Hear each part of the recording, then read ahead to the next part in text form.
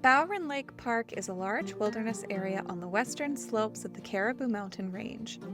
The world-renowned Bowron Lake Canoe Circuit is a 116-kilometer chain of waterways and connecting land. The full circuit takes between 6 to 10 days to complete. For a shorter trip, the west side of the circuit can be paddled in 2 to 4 days. We completed the circuit in 4 days. It is recommended that only people with some wilderness canoeing experience attempt the circuit. Although I will do my best to explain what to expect in this video, please take care to review the BC Parks information, review the pre-trip information booklet, and review the BC Parks website. The primary focus of this video is on giving you information about terrain and approximate completion times. Please remember, completion times are going to be influenced by the weather and your own personal paddling speed. The weather in this area can be chaotic. Don't trust the forecast. We experienced some pretty crazy thunderstorms, gusts of wind, pouring rain, and hail.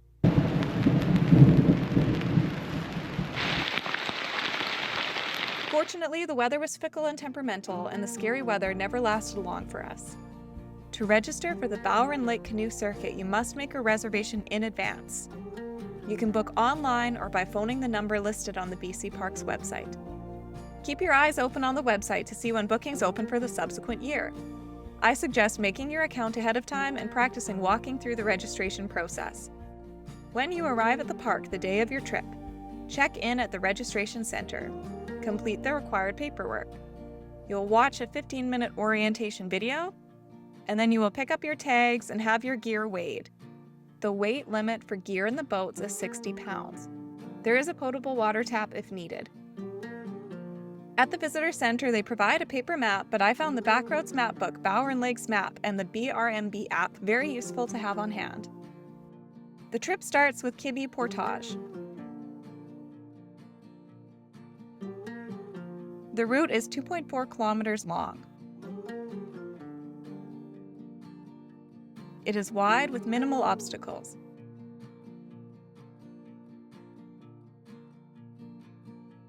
It has mild uphill and downhill sections and includes one canoe rest along the way.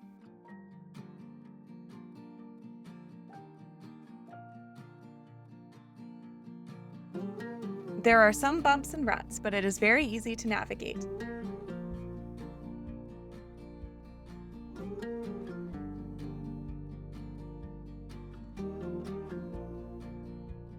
It took us 50 minutes to complete. Kibbee Lake is 2.4 kilometers long and starts in a scenic, swampy area with reeds along the shoreline.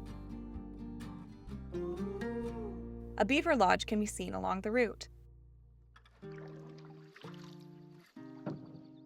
Paddle straight across the lake, aiming for the dip to the right of the pointy mountain where the trees are flat. There is a cabin on the lake. This took us approximately 35 minutes. Indian Point Portage is 2 kilometers long.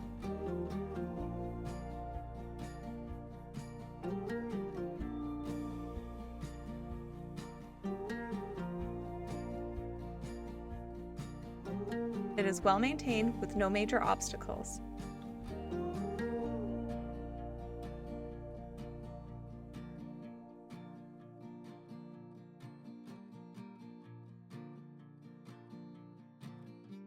There is one canoe rest along the way.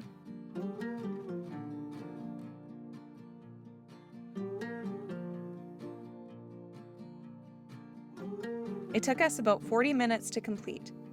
Indian Point Lake is 6.4 kilometers long. It starts with beautiful mountain views.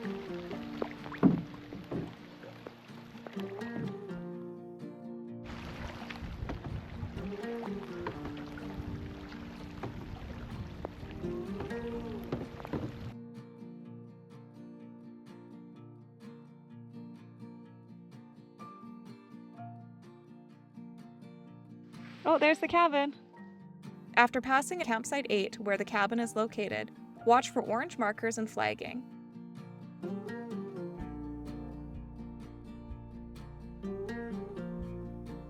The route continues through winding swampy creeks before exiting at the dock. It took us 1 hour and 20 minutes to paddle. Isaac Portage is 1.6 kilometers long. The trail has easy ups and downs with some ruts that become deeper as you go.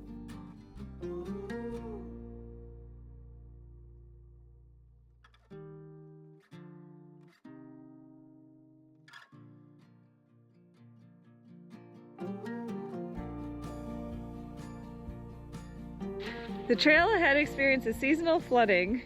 Near the end, there's a very muddy section where we had to unload the canoe completely. This part could be especially challenging with a heavy boat or for those who are not used to carrying their gear. We weren't expecting to have to carry our canoe on this canoe cart friendly route. There's no getting around this mud.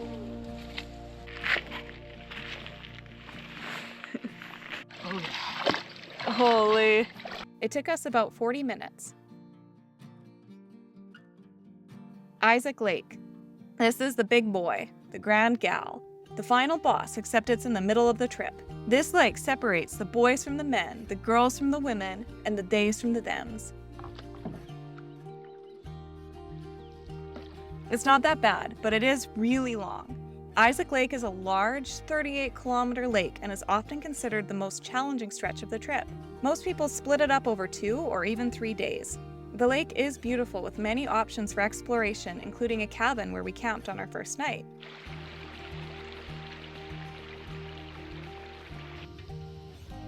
While I paddle this super long lake, I'm going to give you a bit of park history. The Bowron Lake area was home to the Dakek or Carrier people for thousands of years. By the late 19th century, First Nations were no longer living permanently in the Bowron, although their history and presence remain deeply connected to the land.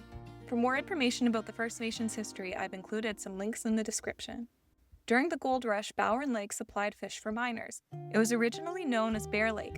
In 1914, the name was changed to Bowron Lake in recognition of John Bowron, a Barkerville pioneer who served as a postmaster, gold commissioner, fire commissioner, librarian, constable, and mining recorder. Sounds like that guy has too many hobbies. In 1925, the area was designated a game reserve. It became a Class A wilderness park in 1961 and was expanded further in 2000 to include the Betty Wendell Wolverine area and portions of the upper Cariboo River. Our total paddling time on the lake was approximately 8 hours. At the end of Isaac Lake, you can complete the portage or you can run the chute. Or you can do what we did and stash your gear in the bear cache and run the chute with an empty canoe. The first section of the portage took us about 15 minutes. It is slightly uphill, but nothing major. Along the way, you'll see some pretty mushrooms and enjoy a nice view of the river.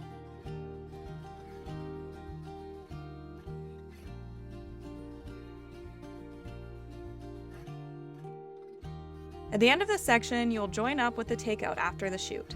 Now let's talk about the chute. Just kidding, that's a waterfall, and if you decide to paddle down it, could you please update your will beforehand? You should have at least some moving water experience to run this rapid. It is close to shore, so you can ask kind people from the campsite to get a video of you. If you choose to run it and exit at the campground to grab your camera gear, you could get caught in the large recirculating eddy. This was a strongly defined eddy, and if you don't have experience entering and exiting eddies, you could easily capsize, which would be really embarrassing because of the inevitable crowd of onlookers. We're going right into it? To the right. Okay. You have to lean hard left. Hard left? Okay, tell me when. Oh, Van, Justin. Ah! From there, the rest of the rapid is pretty straightforward. Just keep your eyes out for obstacles.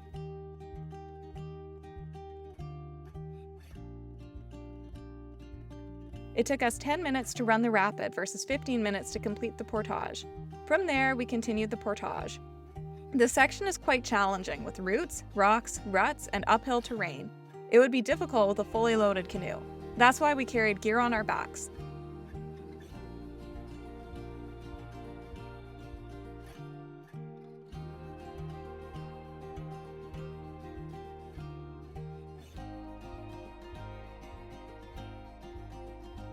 The portage took us approximately 40 minutes from the takeout.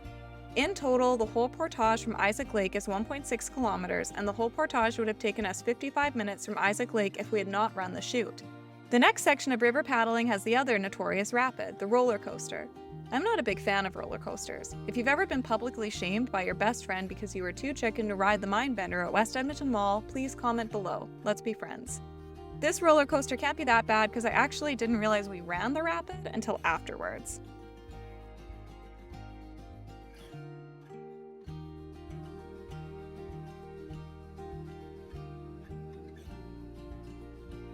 McCleary Lake Portage is 500 meters. It includes some steep and sketchy sections and is rutted in places.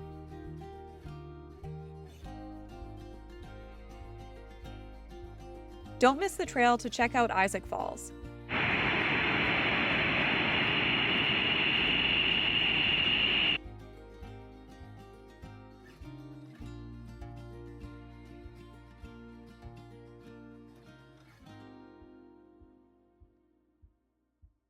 The portage took us approximately 30 minutes. McCleary Lake is, in my opinion, the prettiest lake, featuring a lovely little cabin.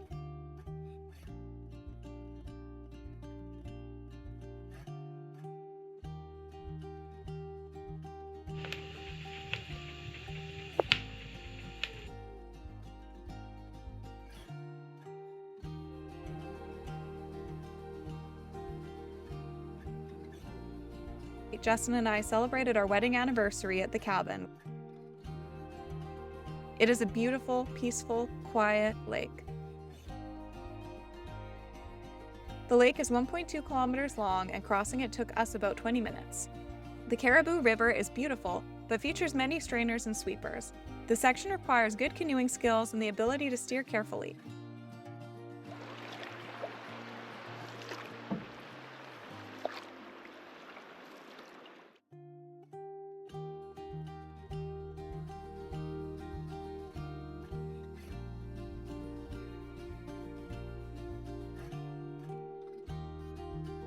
The river stretch is 5.2 kilometers long and took us about an hour to complete. Lanezi Lake is a pretty 14.8 kilometer lake. I was in a pretty grumpy mood on Lanezi. It felt like the lake that would never end.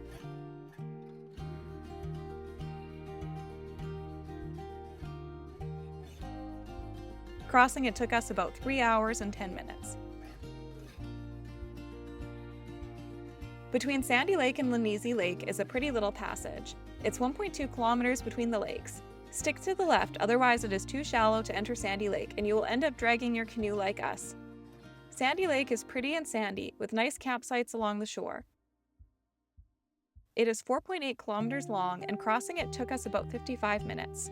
On our third night, we camped at Sandy Lake. We were planning to go further, but I had a bad gut feeling. And that feeling was correct. Not but 5 minutes after we set up our tarps, the heavens opened with a fearsome pounding rain and raging thunderstorm.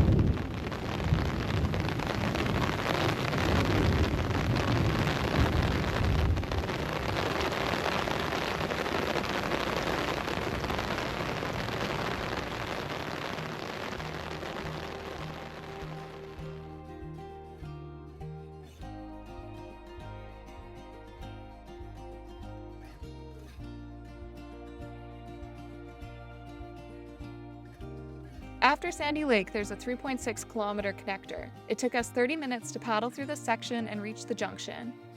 From here, it's about 10 minutes to the next portage. I will talk about the portage after. First, I'm going to talk about the side trip to Cariboo Falls. Paddling to Unna Lake took us about 10 minutes. It took us 10 minutes to paddle from the entry of the lake to the hike trailhead.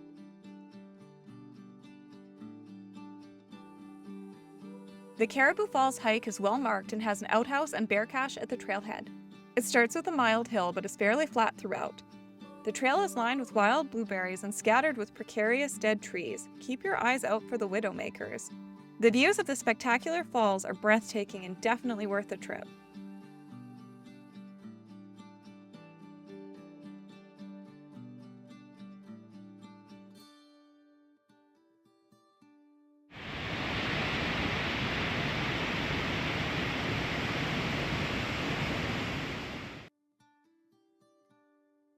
The hike took us about 30 minutes to the falls and 20 minutes back down. The paddle back to the portage junction took us 20 minutes. It was slower than the way there because of the mild current, followed by a 10-minute paddle to the portage. Along the way, you'll pass through a pretty little creek by the ranger cabin and see some beaver dams in progress. The Babcock Lake Portage is 1.2 kilometers long, very easy and well-groomed.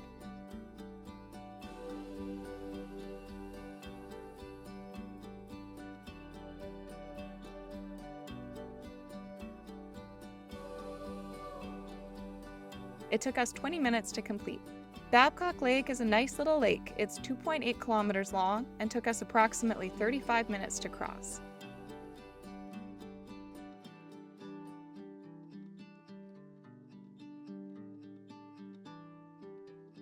The Skoi Lake portage is 400 meters and very easy. It took us 5 minutes. Skoi Lake is a short lake that starts as a swampy creek and then opens up. It is 0.8 kilometers long and took us about 10 minutes to paddle.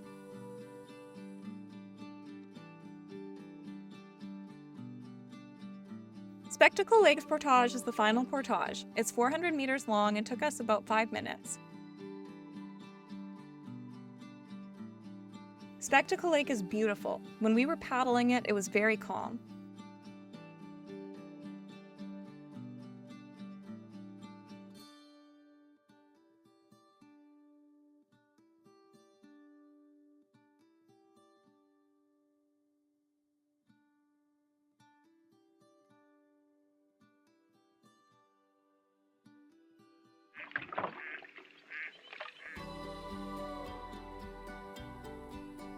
The crossing is 12.8 kilometers including Swan Lake and took us about 2 hours and 25 minutes.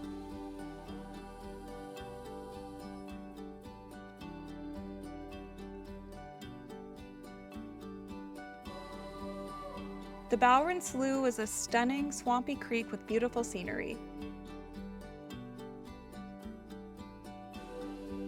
We were disappointed that we didn't see a moose on this trip. This felt like the place that we were going to see a moose. It is 4 kilometers long and took us about 40 minutes to paddle. Bowron Lake is 7.2 kilometers long and took us about 1 hour and 20 minutes to cross. There's nothing too exciting for me to say about this lake. It's the last one. It's sad to say goodbye to this beautiful route. The Bowron Lake Circuit is a bucket list destination for many paddlers. I spent many a moment in awe of the towering mountains, watching the clouds reflected in a lake as still as glass. I was filled with a bittersweetness as we reached the end. I have many more trips in my lifetime, but I'll never get to experience the Bowron Lakes for the very first time again. How lucky I am in life to experience the thing I love most in the world with the person I love most in the world. If you made it this far, thanks for watching this video. Please like and subscribe for more detailed adventure guides. Oh, there's me. You are poundable. You are perfectly pointy and poundable. One question. Who's going to carry the boats? We pretend our paddles are brooms and we ride them. Okay, that sounds kind of fun. Wow.